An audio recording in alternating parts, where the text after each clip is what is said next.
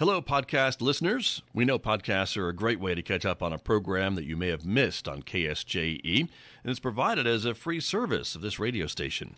But you know, KSJE is now listener-supported, and so while you enjoy this podcast, we hope that you'll also take some time to join KSJE. Become a member today. It's quite easy to do. Just go to our website at ksje.com/support and pick the level of support that best matches your budget. Thanks again for listening. Here's your podcast.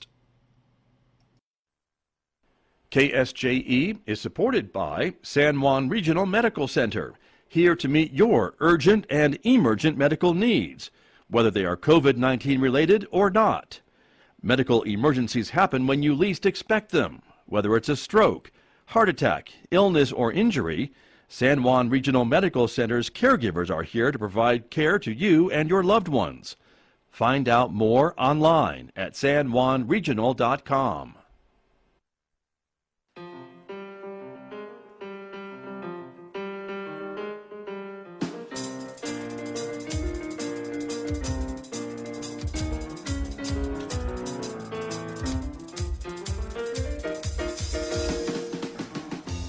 Ten minutes past 8 o'clock. It is Thursday morning, the first day of April. Good morning, everybody. I'm Scott Micklin, and thanks for tuning in to KSJE 90.9 FM over the air here in San Juan County, New Mexico. Good morning, Durango, Colorado, where we're on the air at 103.3 FM, and good morning everywhere else where you can listen at ksje.com. Welcome also to our viewers who are watching this visual radio program. We are streaming live this morning to the KSJE Facebook page, our YouTube channel, and our Twitter account. So however you found your way to us this morning, we are so glad that you are with us, because my guest this morning, the one and only Paul Reed, is going to be joining me in the next few moments, and we'll be talking about some changing and evolving museum policies across the country and across the world. That is coming up in the next few moments right here on KSJE, so please stay tuned for that. Then, of course, next hour, Megan Cullop will be joining me here in Studio A, and we'll be streaming our COVID-19 Community Information Program at 9 a.m. this morning. It is on the radio, of course, this afternoon at 5:06 p.m.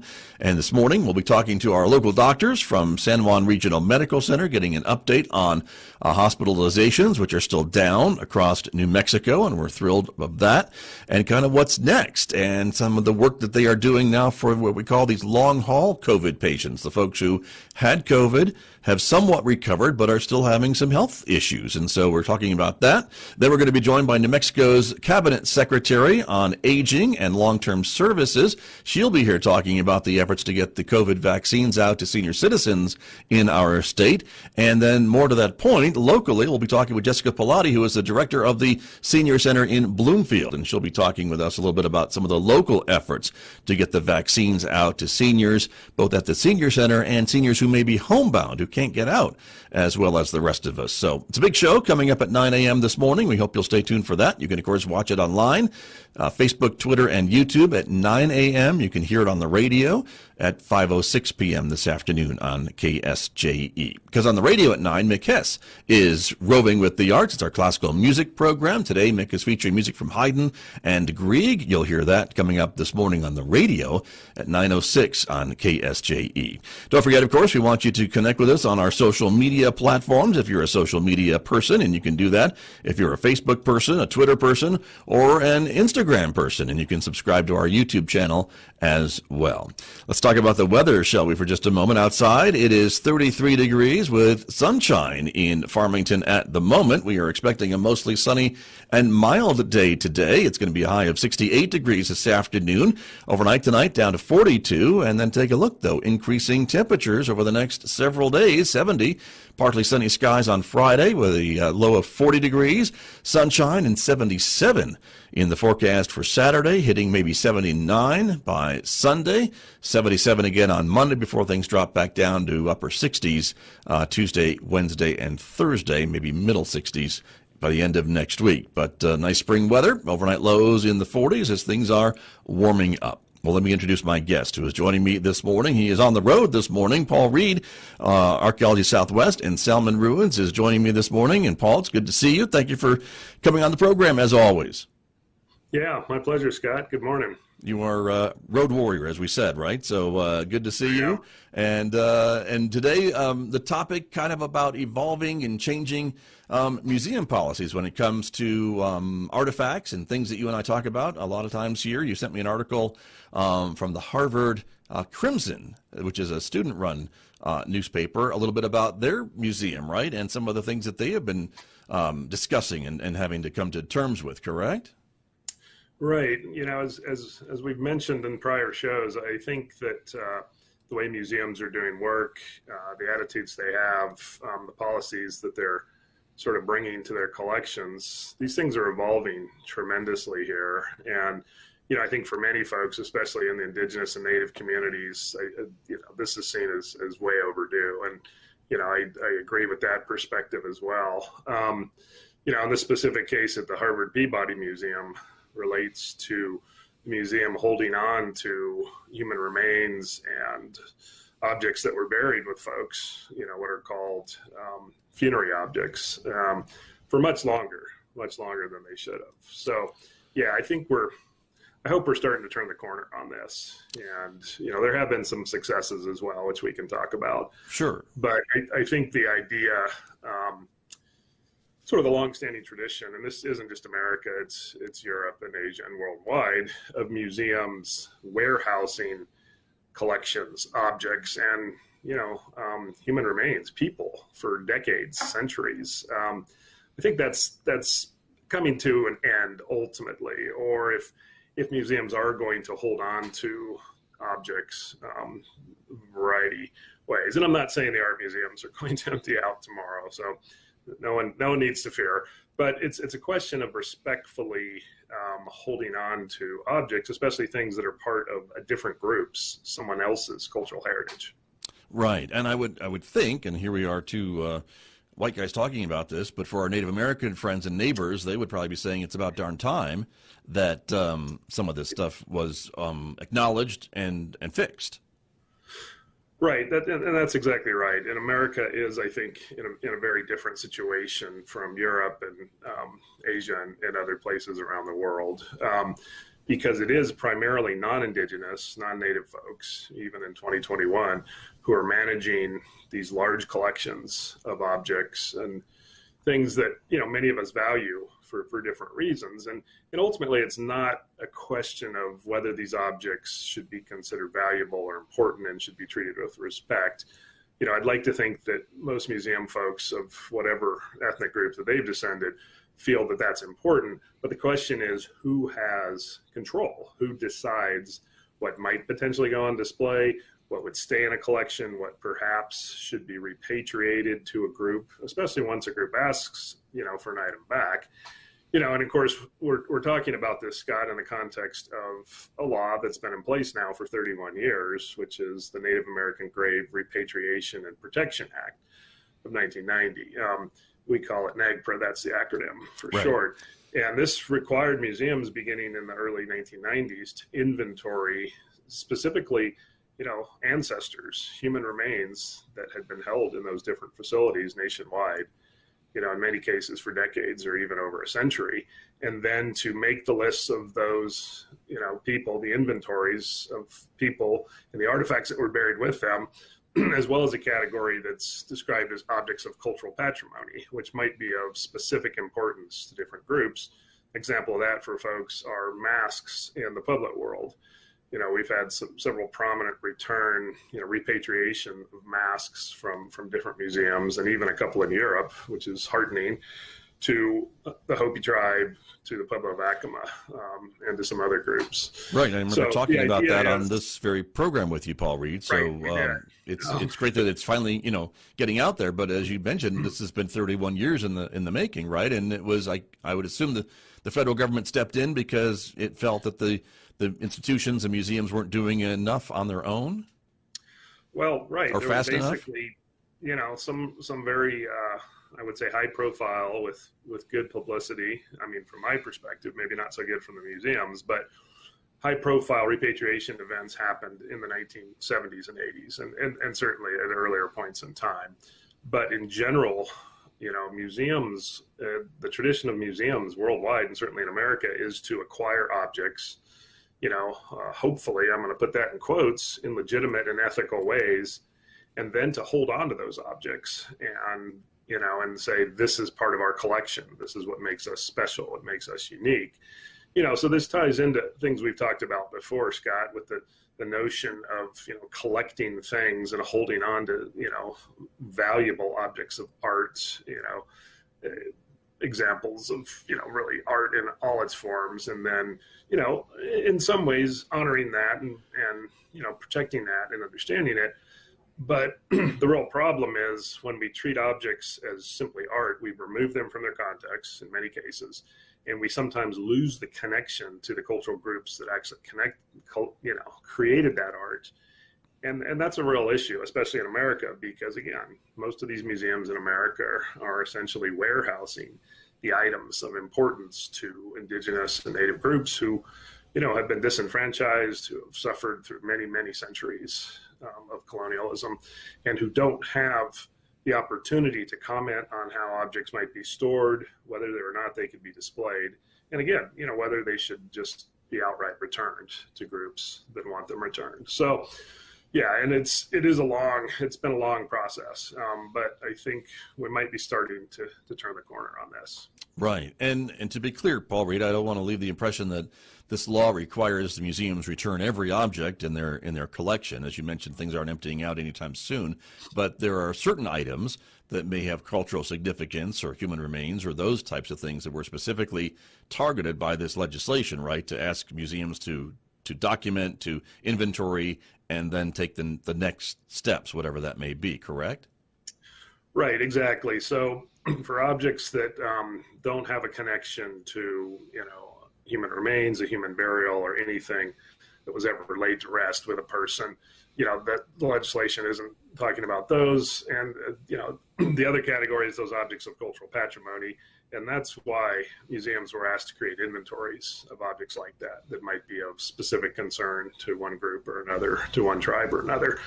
So we're not talking about opening the doors and saying, come take all these things. We're going to turn these out and, literally stop the museum industry tomorrow.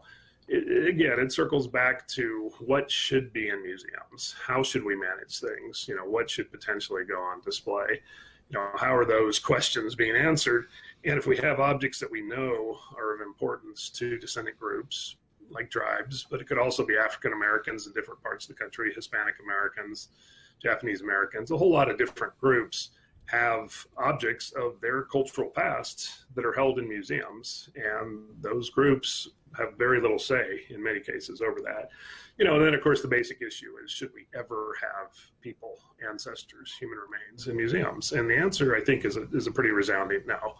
So in the specific case in the article that I sent you, Harvard has held on to, multiple thousands of ancestors for a long time. And basically this came about in part because of, I think, what most people working with this, both, on the federal side and in tribal settings and maybe in museum settings, would describe as sort of a loophole in this legislation, the NAGPRA legislation, that has allowed museums and institutions, anyone holding remains, to put them into a culturally unaffiliated category. Now, it's very challenging in many cases to say that a person from, say, 1,000 years ago is a direct ancestor to this modern day tribe.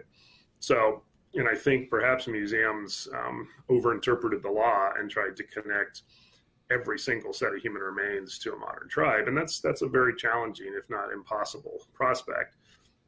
So as I've worked with this with a couple different institutions, it's become clear that the culturally unaffiliated category was perhaps meant well to allow, so that perhaps human remains don't get repatriated to the wrong tribe and that you don't have those kinds of disputes.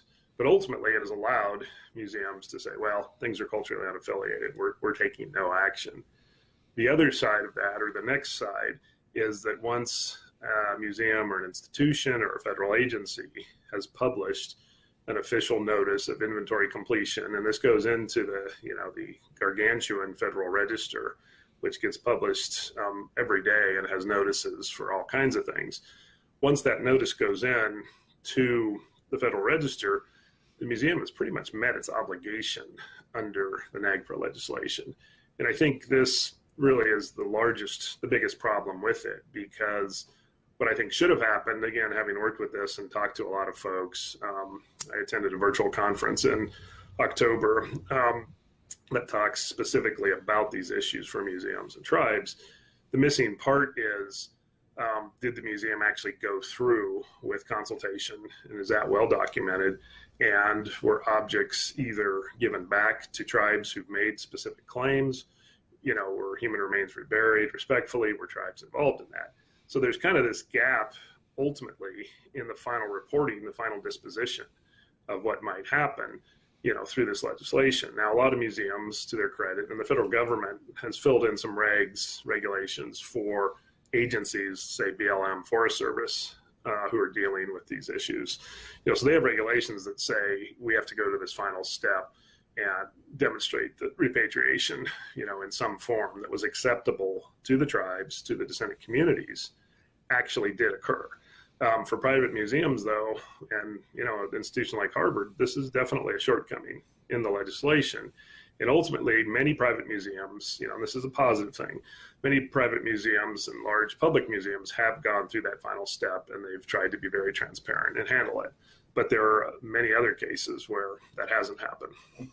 Got you. And I guess it's encouraging that it's happening in some cases, but again, more work to be done. And I know, Paul Reed, you work a lot with Native American tribes and governments on this topic and many, many others.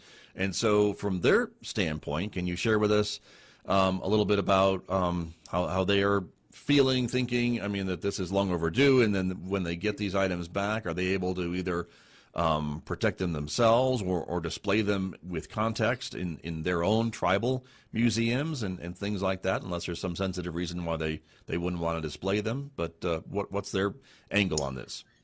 Yeah, I think as you might well expect, there are as many opinions as there are different groups and tribes that I've worked with and colleagues have worked with. So I don't want to overgeneralize because that's another one of the issues that we've talked about a little. Different tribes, different groups bring different concerns to the table. Sure. But I think in general, the tribes feel that this is way overdue, that this process, with this law passed in 1990, 31 years ago, this month or next, that's a very long time to wait for this process. The groups that we've worked with have been very willing to work and to consult, fitting in the many other priorities for different tribes. And of course, the last year lost to the COVID-19 pandemic has not made any of these processes for any of the tribes easier. But they've been very willing to work to, process that's unfolded at Salmon Ruins Museum over the last 3 or 4 years. Many groups have been able to travel to Salmon to consult. And that process has been very, I think really good for both sides. And that's of course based on my perspective only, but with what we've heard from different groups, they're very glad to be part of that process. And again, wish that, this could have happened in a faster way. Now on the museum side of the equation, we are talking in many cases about literally millions of different objects that might have come out of work, that the amassed collection held at the Salmon Museum is over 1.5 million objects, in 10 different storage buildings on the campus there. And of course, Harvard, I believe, has something like 20 to 30 million objects held in its collection. So we're not talking about a particularly easy endeavor to go through and do this. But that's why the federal government set aside money and grants that could be applied for specifically by museums or by tribes to do this kind of inventorying work and sorting out what's in their collections. I think on the positive side for museums, many have been able to understand much better what's actually in their own collections, because part of this has been just a process of discovery. Museums have been sort of a depository, if you will, a place of deposit for objects, for decades, if not, over a century in some cases. People want to donate things to museums if they feel like they're valuable. And so museums generally have had a policy of accepting objects, and that includes, ancestors, human remains in the past, that, museums took because they wanted to safeguard them. But that means that this long accrual process over decades, or again, over a century in some cases, has, increased the sheer numbers of things that are held in museums and ancestors that are held. So it's a pretty lengthy process ultimately. Sure. And again, I think, there have been proposed, I don't want to say adjustments, to the law, and especially concerning culturally unaffiliated remains, to try to sort of get over that final hurdle because of kind of the sheer numbers of people, ancestors who are still in collections. The number I've recently read is something like 60,000 different individuals of indigenous or native descent still held in museums without an ongoing process to return or repatriate or rebury those remains.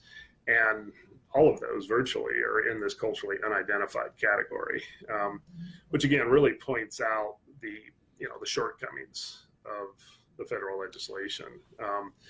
So I think there's still some hope as we moved into a different administration with expanded priorities, more concern for things that have been neglected for some time, that perhaps there could be a fix to the federal legislation in this regard. Right. Gotcha. Interesting. Paul Reed is my guest this morning, local archaeologist, of course. He works with Salmon Ruins and Archaeology Southwest. Paul, we had a question on Facebook about mummified remains. If they are included in this, I would assume if they're human, that would be a yes, right?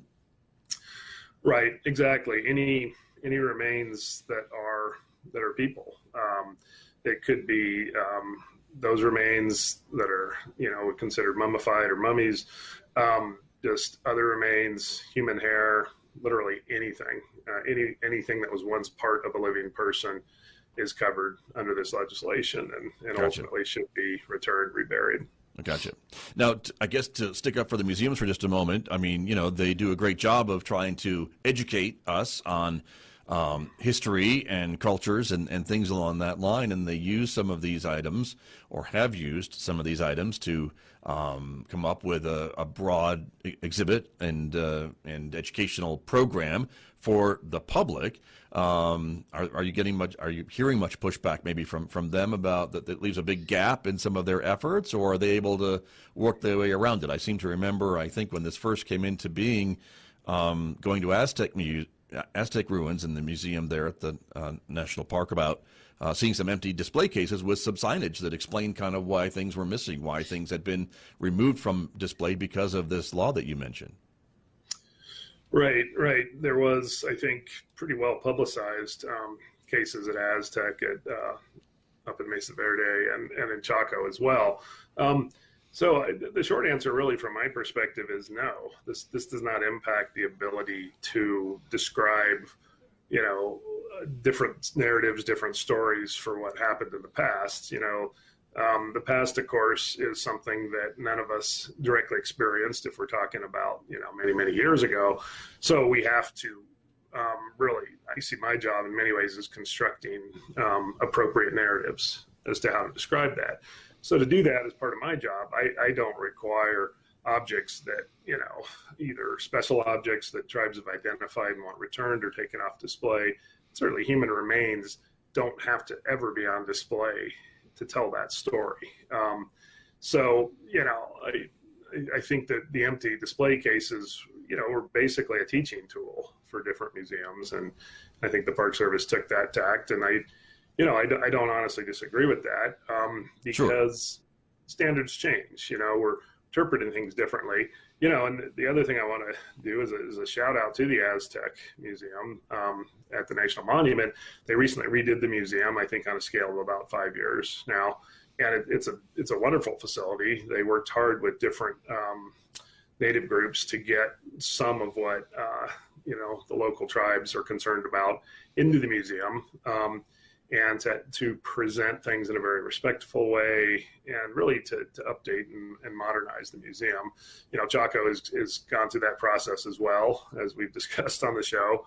And, you know, it's still a couple of glitches down at Chaco just in terms of getting the environment controlled enough for some of these very special items that are going to be returned from museums on the East Coast and be on display at Chaco. So I think what we've learned, I hope what we've learned in the museum world, and certainly the work that I've done and what we do in archaeology, is that we can tell stories. We can tell, you know, different narratives about the past from different perspectives. And that's one of the things we've been working, you know, hard to do with different native partners as well, is to bring in something, you know, those perspectives that aren't necessarily derived through non-native archaeology. But we can do these things in museum settings. We can get very creative about it. You know, we have great multimedia at this point.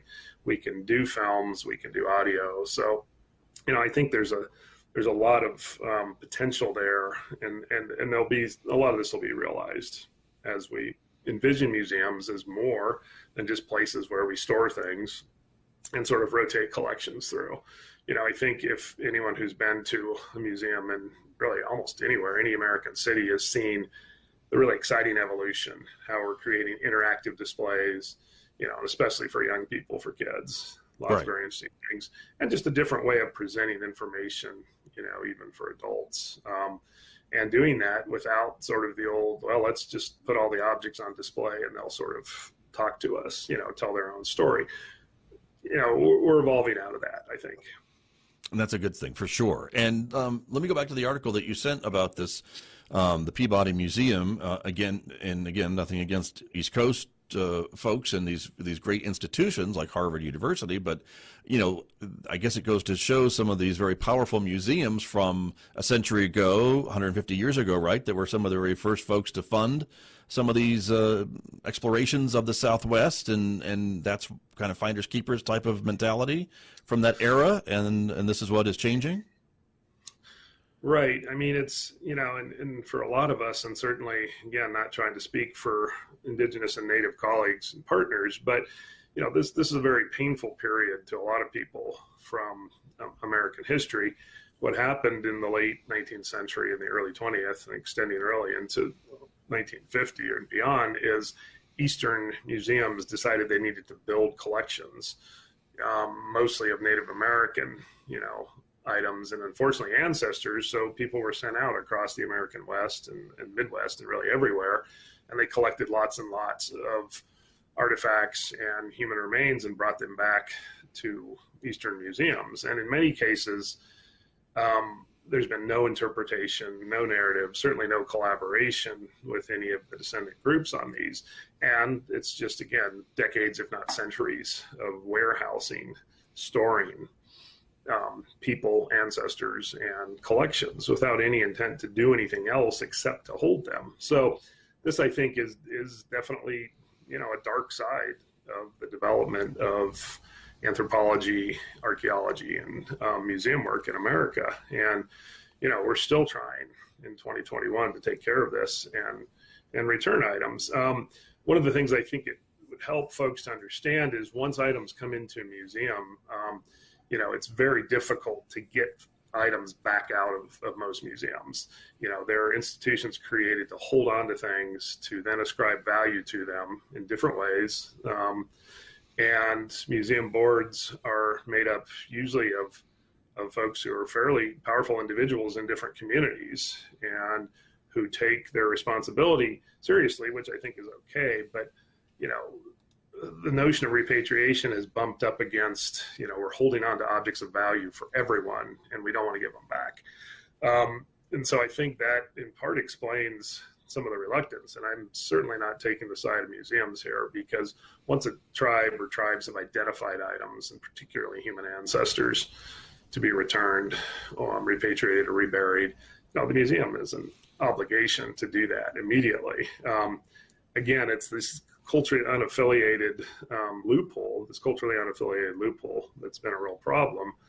And really just the reluctance of museum boards of trustees to, in some cases, do the right thing and deaccession items and return them. Sure.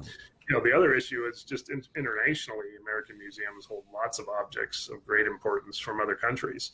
And we've seen more and more requests from, places like Mexico has done a couple of these, where sovereign governments are coming through the State Department of America and then ultimately through the museums and say these are objects that need to come back. Right. So I think we're seeing some positive.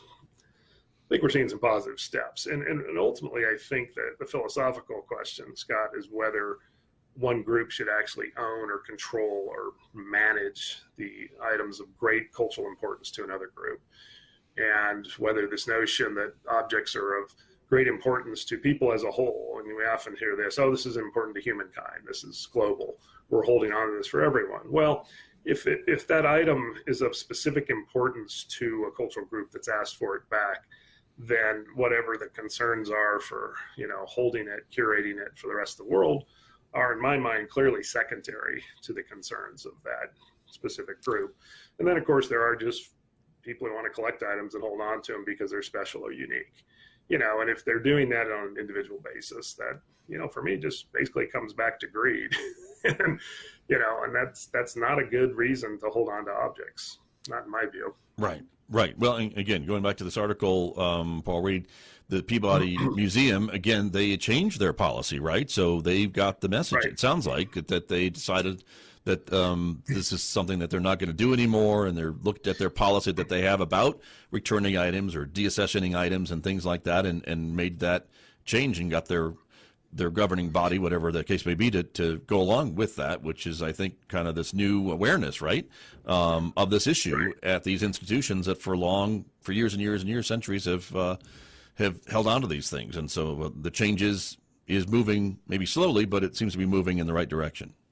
Right, and I think that's very positive, and I want to be real clear about that. I think folks would probably wonder why it took this long, but, that is part of that slow change.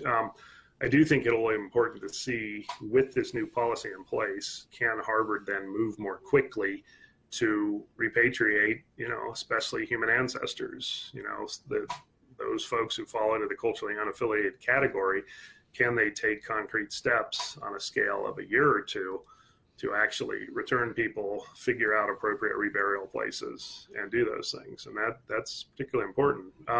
One institution I wanted to shout out is the Denver Museum of Science and Nature has recently gone through this process, and there's it's been very challenging for them as well. And they've also rewritten policy so that they're not going to be holding on to objects and certainly human ancestors that should be returned. So I think we're seeing a lot of positive change. As we know, institutional change it can be very slow. But I'm optimistic for the next few years. Well, good. Well, I think we all can be, and we appreciate you coming on the program to talk about some of these things that maybe none of us weren't as readily aware of in the museum world and with our Native American neighbors. It's always important, I think, to understand kind of all these different things that go into something that we consider as maybe normal as a museum display or going to see a traveling exhibit, perhaps. So thank you, Paul Reed. Always appreciate it. Right. Scott, my pleasure. Thanks for having me on. All right. Enjoy your trip, and we'll see you back here next month. Sounds good. All right. Thank you very much. That is Paul Reed. He works, of course, with Salmon Ruins and Archaeology Southwest here in San Juan County in the Southwest. My guest this morning here on KSJE. Back with more in just a moment, everybody. The time is 8:42. Did you enjoy that podcast? We hope that you did. And if you did, share it with your friends. And if you really want to keep podcasts like this coming, please support KSJE. You can do it easily online at ksje.com.